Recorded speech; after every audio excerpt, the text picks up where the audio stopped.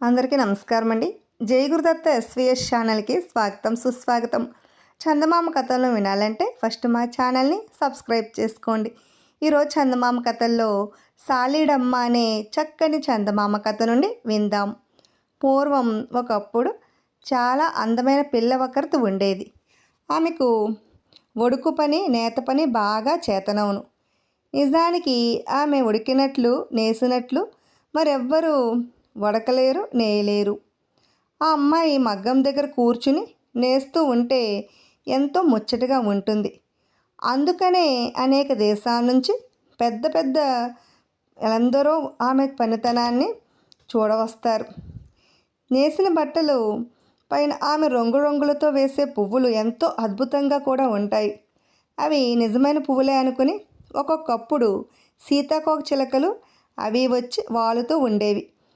సామాన్యంగా జరిగే పని ఏమిటంటే ఆ పిల్ల పని ప్రారంభించి ఏదో ఒక వస్త్రం నేయడం పూర్తి చేసింది అనుకుందాం. ఈ సంగతి ఏ మహారాణికో తెలిసి తక్షణమే కోరినంత ధనమిచ్చి కొనేసుకు ఉంటుంది. ఆ పిల్ల తయారు చేసిన వస్త్రాలను కొనడానికి అంత పోటీ అన్నమాట. ఈ విధంగా ఆ అమ్మాయి చాలా ధనం సంపాదించింది. సంపాదించడం బాగానే ఉంది, కానీ ఆ పిల్లకు ధనం ఎక్కువగా పోగుపడేసరికి తగని గర్వం పట్టుకుంది. ఒకనాడు ఆ పిల్ల పనితనాన్ని చూడవచ్చిన ఒక ఇల్లాలు అన్నది కదా, అమ్మాయి, నువ్వు నేసిన బట్ట పాము కోసంలాగా ఎంత నాజుగ్గా ఉన్నదమ్మా. ఇంత నేర్పుగలగడానికి కేవలం ఆ సరస్వతీదేవే స్వయంగా నీకు ఈ విద్యను నేర్పి ఉండాలి అని అన్నది. ఇలా మెచ్చుకున్నందుకు మరొకళ్ళైతే సంతోషించి ఉంటారు, కానీ గర్వించిన పిల్ల సంతోషించకపోగా అడ్డుగా తల ఊపి, వెళ్ళవమ్మా, బాగా చెప్పావులే. అసలు సరస్వతీదేవికి వచ్చినా నాకు నేర్పడానికి, అయినా నాకేమిటి, ఎవరిలో విద్య నేర్పడమేమిటి, నేనే 100 మందికి నేర్పుతా అంటూ బడాయిగా మాట్లాడింది. ఈ మాటలు వింటున్న పిల్ల తండ్రి, అమ్మాయి అలా మాట్లాడటం పొరపాటు, అవివేకమును.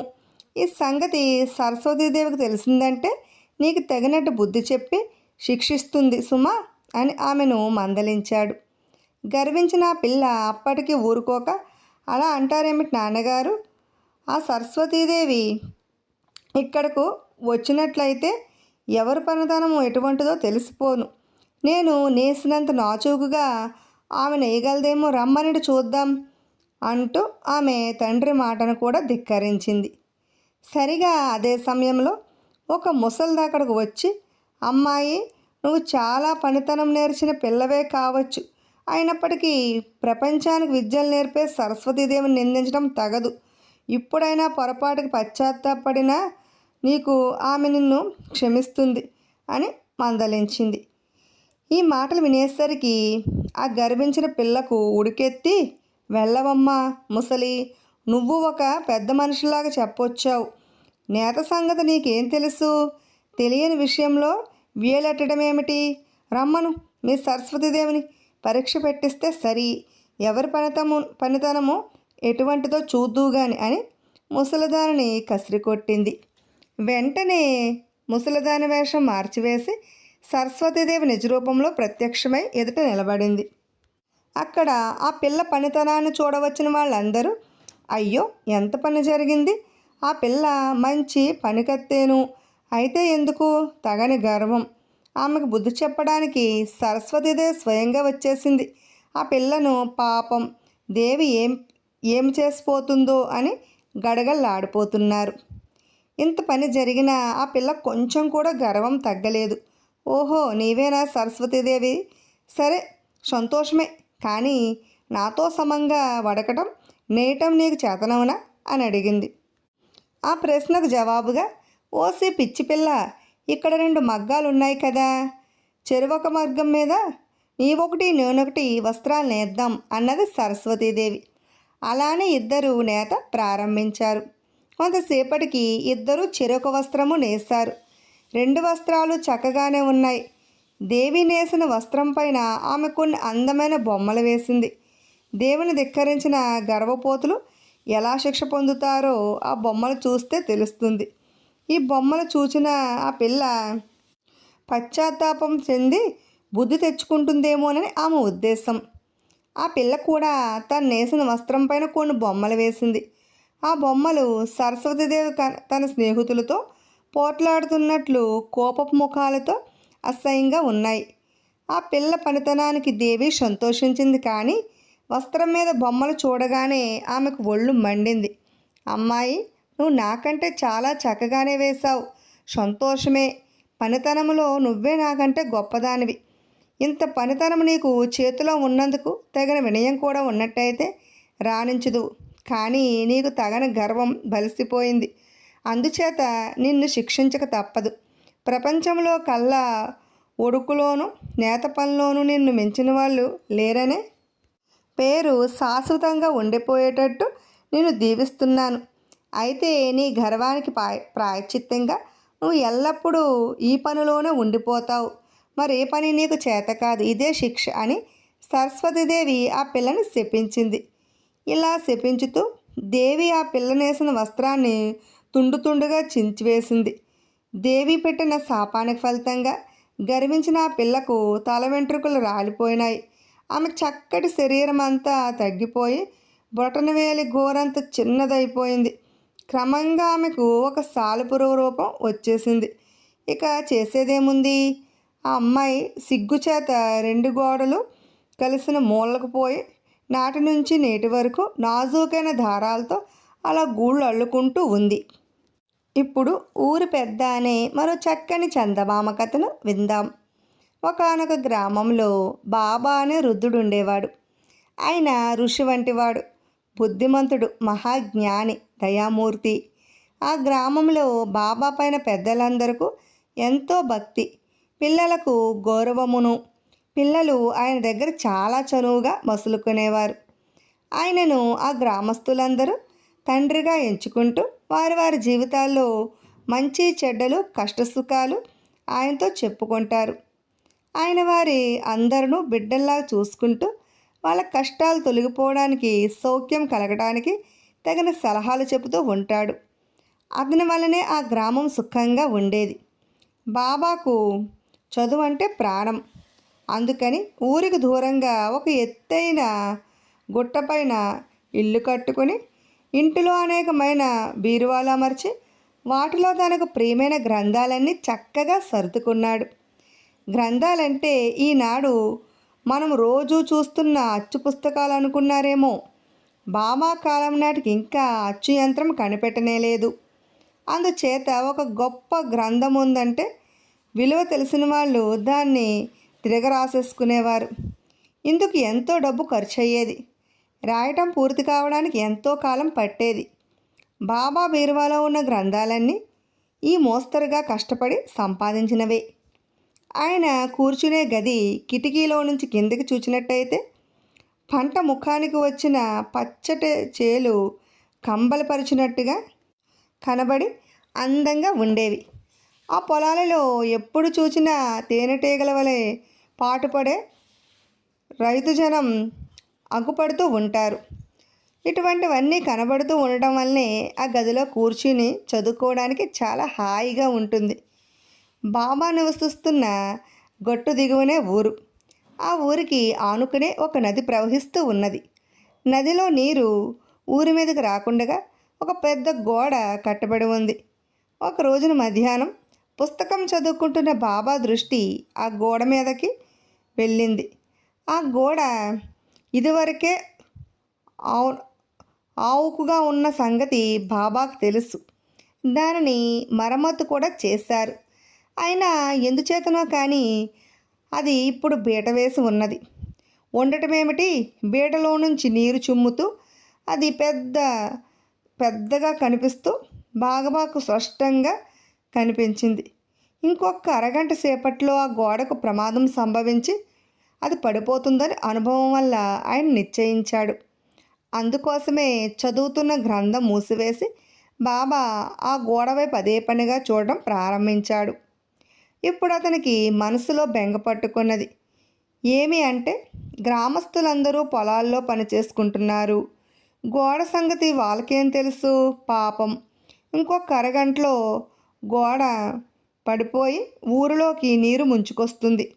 అటువంటి సమయంలో పనిపాటల్లో మునిగి ఉన్న గ్రామస్తుల ప్రాణాలను ఎలాగ రక్షించడం? వృద్ధుడు కావడం చేత తను స్వయంగా పొలాల్లోకి వెళ్ళి వాళ్లను హెచ్చరించలేడు. పోనీ ఈ మాట చెప్పి రావటానికి మనిషిని పంపుదామా అంటే ఇంటిలో ఎవరూ లేరు. ఇంతకు ఎవరైనా పోయి కబురు చెప్పి రావటానికైనా వ్యవధి ఉంటుందనే నమ్మకం లేదు.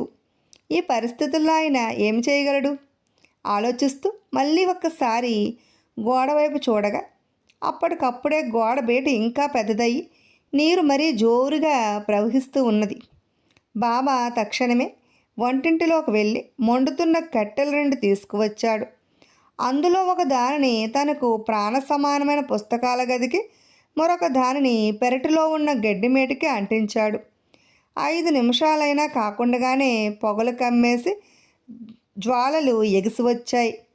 గుట్ట మీది పొగలు మంటలు చూచి పొలాల్లో ఉన్న జనం, అయ్యో మన బాబా ఇల్లు అంటుకుంటుంది, రండి రండి అని కేకలేస్తూ గోల పెడుతూ గబగబా గొట్టుపైకి చేరుకున్నారు. ఆ వచ్చిన మగవాళ్ళు నీళ్లు తెచ్చి మంటలు ఆర్పబోయారు. కానీ బాబా వాళ్ళని కోపగించాడు. మీరు ఆర్పవద్దు, ఏమీ వద్దు. ముందు వెళ్ళి పిల్లలను, ఆడవాళ్ళను, ముసలి వాళ్ళను, నోరులేని జీవాలను తీసుకువచ్చి గుట్టపైకి చేర్చండి. ఒక్క పెట్టైనా ఊళ్ళో మిగిలిపోకుండా తక్షణమే తీసుకురండి, వెళ్ళండి అని ఆత్రంతో వాళ్ళను తొందరపెట్టసాగాడు. ఆయన మంటలు ఆర్పవద్దు అనగానే అందరికీ ఆశ్చర్యం వేసింది. అయినా బాబా చెప్పిన మాట దాటడానికి వీలు లేదు. ఆయన చెప్పే ప్రతి మాటలోనూ ఏదో గొప్ప భావం ఉంటుందని, అది నిలకడ మీద కానీ అర్థం కాదని ఆ ఊరి ప్రజలకు నమ్మకమే. కనుక బాబా ఆజ్ఞ ప్రకారం వాళ్ళు పోయి ఒక్క పెట్టనైనా దిగబడిపోకుండా అందరినూ గొట్టుపైకి చేర్చారు. ఈ రోజున బాబా ఆడే మాటలు, చేసే పనులు ఎవ్వలకు బోధపడటం లేదు. తలకొక విధంగా అనుకుంటున్నారు. ఆయన చిరునవ్వుతో అందరూ ఆ గోడ వైపు చూడండి అని అంటూ ఉండగానే ఆ పెద్ద గోడ విరిగి గబాలుమని కూలింది. గోడ కూలిన తక్షణమే ఇంకేమున్నది, నదిగట్టు తెంచుకొని పారింది. చూస్తుండగానే ఇళ్ళన్నీ మునిగిపోయినాయి. బాబా చేసిన త్యాగం అందరికీ తెలిసిపోయింది. వాళ్లకు ఆయన పైన ఉండే భర్తీ గౌరవము మునుపటి కంటే రెట్టింపైనాయి. ఆ గ్రామం మళ్ళీ నిర్మించినప్పుడు దానికి బాబానగరం అని పేరు పెట్టారు. ఏమైనప్పటికీ ఆయన కష్టపడి సంపాదించి ప్రాణ సమానంగా కాపాడుకుంటున్న గ్రంథాలను, గ్రామస్తులను రక్షించడం కోసం తన చేతులతో తనే తగలబెట్టాడన్న సంగతి తెలియగానే వారందరూ వలవలా ఏడ్చారు. వాళ్లతో బాబా, బిడ్డల్లారా, మీరెంత మాత్రమూ విచారించకండి. గ్రంథాలు విలువైనవి, నాకు ప్రాణ సమానమైనవి అనే మాట నిజమే.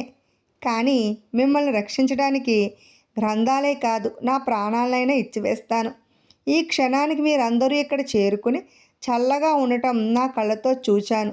అదే నాకు 10,000, అదే నా జీవితానికి సంతోషమని జాలిగా జవాబు చెప్పాడు. ఇప్పుడు పాత తాళపు చెవి అనే మరో చక్కని చందమామ కథను విందాం. అనగనగా అబ్బాస్ అనే కుర్రవాడు ఉండేవాడు. అతను చాలా మంచి పిల్లవాడు. తల్లిదండ్రులు చిన్నతనంలోనే పోవడం చేత అబ్బాస్ను ఒక రైతు చేరదీసి పెంచుతున్నాడు. ఇలా ఉండగా ఆ దేశంలో ఒకప్పుడు కాటకం వచ్చింది. తిండి లేక ప్రజలు మలమలా మాడిపోతున్నారు. ప్రాణాలు నిలబెట్టుకోవడం ఎలాగా అని రైతు బెంగతో ఉన్నాడు. అటువంటి అప్పుడు ఎంత అభిమానం ఉంటే మాత్రం అబ్బాస్కు అతను ఏం సాయపడగలరు? నాయన, కలిగినన్నాళ్ళు మాతో పాటు మంచో చెడ్డో కాలక్షేపం చేశావు. ఇప్పుడు కాలమంతా తలక్రిందులైనది. ఏమైనప్పటికీ ముసలివాళ్ళం, మేమెక్కడికి కదిలిపోగలము? ఇక్కడ మాతో మగ్గిపోవడం కంటే కుర్రవాడు కాన కాటకం లేని మరో దేశం చేరుకుని బాగుపడడం మంచిది కదా. నా మాట విని నువ్వు వెళ్ళు, మేలవుతుంది అని చెప్పి దీవించాడు. ఆ ప్రకారం అబ్బాసు బయలుదేరి సాగిపోయేసరికి పాడుపడి అక్కడక్కడ ముక్కా చక్కలుగా మిగిలిపోయిన ఒక పురాతన కోట కానవచ్చింది. అలసి ఉన్న అబ్బాస్కు ఆ పాడుకోటలోనే పడుకునేసరికల్లా నిద్ర పట్టేసింది. నిద్దట్లో అతని భుజానికి ఏదో బరువుగా తగిలేటప్పటికీ కళ్ళు విప్పి చూచాడు. ఒక చేయి ఆకారము, అందులో ఒక వెలుగుతూ ఉన్న దీపము అతనికి కనిపించాయి. కనపడటమే కాదు, ఆ చేయి కదిలింది. ఈ చిత్రం చూసి ఆశ్చర్యపడి అబ్బాసు ఆ వెలుగు వెంబడే వెళ్ళగా ఒక గొప్ప భవనము అగుపడింది. అతను అందులో ప్రవేశించాడు. భవనములో లెక్కలేనని గదులున్నాయి. ఒక విశాలమైన గదిలో 1000 రకముల పిండి వంటలతో సహా భోజనము సిద్ధంగా ఉన్నది. అబ్బాస్ కడుపు నిండా భోంచేసి మళ్ళీ వెలుగును వెంబడించాడు. అందచందాలతో అమరి ఉన్న మరొక గదిలో రకరకాల దుస్తులున్నాయి. అబ్బాసు తన పాత గుడ్డలు విడిచివేసి మంచి సిలుకులు తీసి ముస్తాబు చేసి తయారయ్యాడు. అక్కడనే దగ్గర ఉన్న అంశతూలికా తల్పం మీద హాయిగా పడుకొని నిద్రపోయాడు. మరునాడు ఉదయాన్న ఆ చేయి మళ్ళీ కనబడి, అబ్బాస్, నువ్వు ఊరిమి కలవాడివి, మంచి ధైర్యశాలివే. ఎంతోమంది ఇక్కడికి వచ్చారు వెళ్ళారు, కానీ అందులో ఒకడు నీలాగా వెలుగు వెంబడి రాలేకపోయాడు. ఎన్ని కష్టాలు వచ్చినప్పటికీ సహించి ఈ భవనంలో 3 రాత్రులు గడుపుతావంటే ఒకానొక రాజకుమారుని బంధము నుండి విడిపించిన వాడు అవుతావు. అందువల్ల నీకు ఎంత మేలైనా కలుగుతున్నది అని అతనితో చెప్పింది. రాజకుమారుని విడిపించడం కోసమని అబ్బాసు ప్రాణాలైనా అర్పించడానికి సిద్ధంగా ఉన్నాడు. రాత్రి కాగానే భోజనాల గదిలోకి పోయి మామూలుగా భోజనం చేసుకుని పక్క గదిలో హంసతూలికా తల్పం పైన హాయిగా పడుకున్నాడు. అర్ధరాత్రి సమయాన ఒక పెద్ద పటాలం వచ్చి చొరపడి వాళ్ళ చేతుల్లో ఉన్న గదలతో సున్నంలోనికి ఎముకల మిగలకుండగా అబ్బాస్ను చితక్కొట్టారు. కానైతే మరునాడు పొద్దున్నే ఆ చేయి మళ్ళీ కనపడి తను తెచ్చిన మందు పసర్లు అబ్బాస్ వంటికి రాయడంతోనే రాత్రి అతను తినిన దెబ్బలన్నీ ఎక్కడవక్కడవే మాయమైనాయి. రెండవ రాత్రి కూడా పటాలం వచ్చి చొరబడి అతనిని మొదటి రోజు కంటే గట్టిగా కొట్టారు. కిక్కురు మనకుండా అబ్బాస్ దెబ్బలన్నీ ఓర్చుకున్నాడు. మరునాడు ఉదయాన మళ్ళీ ఆ చేయి వచ్చి మందు రాసింది. మూడవ నాడు మళ్ళీ పటాలం వచ్చి కింద మీద చూడకుండగా అబ్బాస్ను చావమోదారు. నోరు మెదపక అతను ఆ బాధలన్నీ సహించాడు. మామూలుగా చేయి మరునాడు వస్తుందని అబ్బాస్ కనిపెట్టుకుని ఉన్నాడు. కానీ అతను అనుకున్నట్టు రాలేదు. ఏమిటా అని అతను ఆలోచిస్తూ ఉండగా గభాలను తలుపు తెరుచుకుని ఒక రాజకుమారి అక్కడికి వచ్చింది. ఆమె తనతో తెచ్చిన మంత్రజలం అతని పైన చిలకరించేసరికి తక్షణమే శరీరం మీద దెబ్బలు పోయి అబ్బాస్ మామూలు మనిషి అయ్యాడు. ఆ సుందరి తన చరిత్ర అంతా అతనికి వినిపించింది. నేను ఫలానా దేశపు రాజు కూతురును. శత్రురాజులను ఇక్కడికి రప్పించి బంధించారు. వాళ్ళు ప్రయోగించిన మంత్రాల వల్ల ఎన్నేళ్ళ నుంచో మైకం కమ్మి నేను పడి ఉన్నాను. నన్ను విడిపించడానికి ఎంతోమంది వచ్చారు, కానీ మొదటి రాత్రి దెబ్బలకే తట్టుకోలేక పారిపోయారు. నీవు వాళ్ళ దెబ్బలన్నీ సహించగలగడం వల్ల వాళ్ళ మంత్రబలం తగ్గిపోయి నా మైకం మాయమైపోయింది. మనమిద్దరం ఇప్పుడు మా తండ్రి భవనానికి వెళ్ళిపోవాలి అని ఆనవాళ్ళు చెప్పి ఆమె అదృశ్యమైపోయింది. ఆమె అదృశ్యం కాగానే అబ్బాసు పాడుకోటలో మురికి బట్టలతో ఉండిపోయాడు. రాజకుమారి తన తండ్రి భవనం చేరుకుని అబ్బాస్ కోసం ఎంతో కాలం ఎదురు చూసింది. చివరకు నిరాశతో పెద్దలు ఆమెకు మరొక సంబంధం నిశ్చయించి ప్రదానం చేసుకున్నారు. పెళ్లి రోజు వచ్చింది. ఊరేగింపుకని ఆమె అంబారి ఎక్కబోతూ ఉండగా తను ఎవరి కోసమైతే ఎంతవరకు తప్పించిందో ఆ అబ్బాసు చింకిగుడ్డలతోనూ విచారముఖంతోనూ కోట గుమ్మానికి ఎదురు కనిపించాడు. అబ్బాస్ ఎందుకు వచ్చాడో రాజకుమారికి తప్ప మరెవరికి తెలుసు? అతను చూడగానే ఆమె పెళ్లి కొడుకుని ఒక ప్రశ్న వేసింది. ఇందాక నా పెట్టె తాళపు చెవి కనబడకుండా పోయింది. అది పోయింది కదా అని కొత్త చెవి చేయించాము. కొత్తది చేయించిన వెంటనే పాత తాళపు చెవి దొరికింది. మరి ఇప్పుడు నేను ఇందులో ఏది వాడటం న్యాయమో చెప్పవలసిందని అడిగింది. అందుకు అతను పాతది ఉపయోగించడమే సబబు అని జవాబు చెప్పాడు. వెంటనే రాజకుమారి అబ్బాసును చేపట్టుకు తీసుకువచ్చి అతనెవరో ఏ విధంగా తనను రక్షించాడో ఆ సంగతులన్నీ చెప్పేసరికి అందరూ ఆశ్చర్యపోయారు. తను గాఢంగా అడిగిన తాళపు చెవి సమస్య ఈ అబ్బాసును గురించేనని ఆమె వరుణ్తో చెప్పేసరికి అతను చాలా సంతోషించి అబ్బాస్నే పెళ్లి చేసుకోమని చెప్పి సమ్మతి తెలిపాడు. తెలివితేటలు వివేకం గల రాజకుమారుడి తండ్రికి పరిస్థితులు విప్పచెప్పి ఆయన అనుమతి పొంది అబ్బాసును పెళ్లి చేసుకుని హాయిగా ఉన్నది. విన్నారు కదండి. ఇటువంటి మరెన్నో చక్కని చందమామ కథలు వినాలనుకుంటే ఫస్ట్ మా ఛానల్ని సబ్స్క్రైబ్ చేసుకోండి. బెల్ ఐకాన్ క్లిక్ చేయండి. మేము చేసిన వీడియోస్ నోటిఫికేషన్ కొరకు బెల్ ఐకాన్ క్లిక్ చేయండి. లైక్ చేయండి, షేర్ చేయండి, కామెంట్ చేయండి. Thanks for watching.